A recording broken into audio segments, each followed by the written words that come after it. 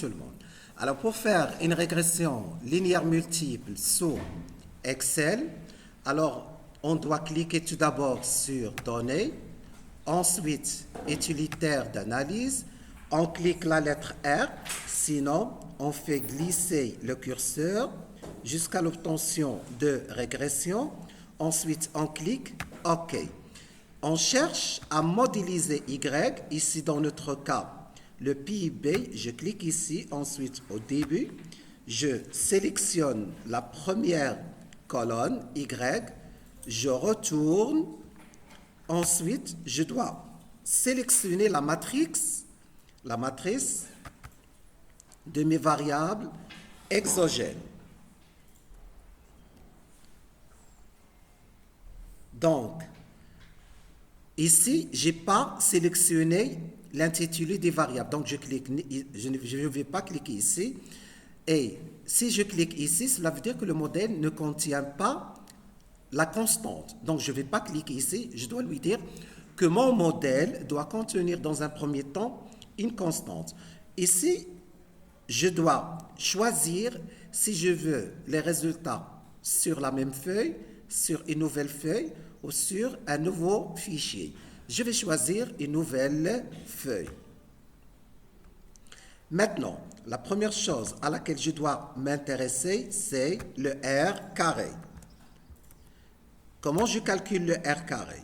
Le R carré, c'est la variation de la régression divisée par la variation totale. Ou bien, on appelle ça la somme des carrés de la régression divisée par la somme.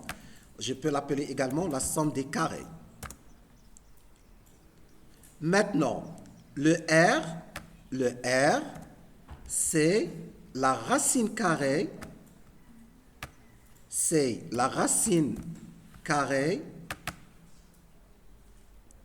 de R carré. Ensuite, ça c'est la moyenne des carrés, MC, qu'on peut appeler également variance. Ça c'est la variation et ça c'est la variance. À quoi est égale la variance? La variance, elle est égale à la variation divisée par le degré de liberté. La première variance, je dois lire, je commence ici et je dois terminer vers la source. Ici, c'est la source. Donc, c'est la variance, la source de la régression. La variance, la source résiduelle. C'est quoi le F calculé? Ça, c'est le F calculé. Il est égal, le rapport entre la variance de la régression et la variance résiduelle. Maintenant, comment j'ai trouvé le degré de liberté? C'est le nombre de variables explicatives. On a 7 variables explicatives, le prix, l'assemblage, la qualité. Et comment j'ai trouvé 32? C'est 40, 32, elle est égale à 40, le nombre d'observations, moins le nombre de variables explicatives, moins 1, car on a la constante. Moins 1, car on a la constante.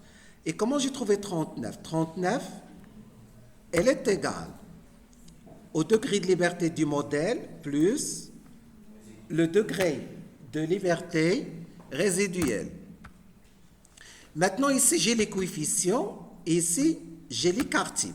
C'est comment j'ai trouvé le T statistique. Lorsque vous entendez par T statistique, cela veut dire T calculé. À chaque fois que vous entendez statistique, cela veut dire calculé. Le T statistique, elle est égale au coefficient divisé par l'écart type. Comment j'ai trouvé les bornes? La borne inférieure, elle est égale au coefficient moins le T, je vais le calculer ici, moins le T, je le fige avec oui théorique, que je multiplie avec l'écart type. Maintenant, je vais trouver le T de student. Soit que vous allez utiliser directement moins 1,96 car la taille elle est supérieure à 30. Je vais utiliser 1,96.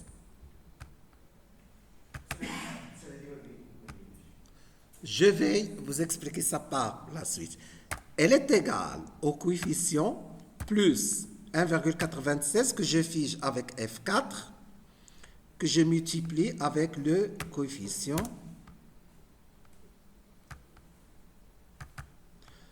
Ce sont les mêmes données qui sont répétées.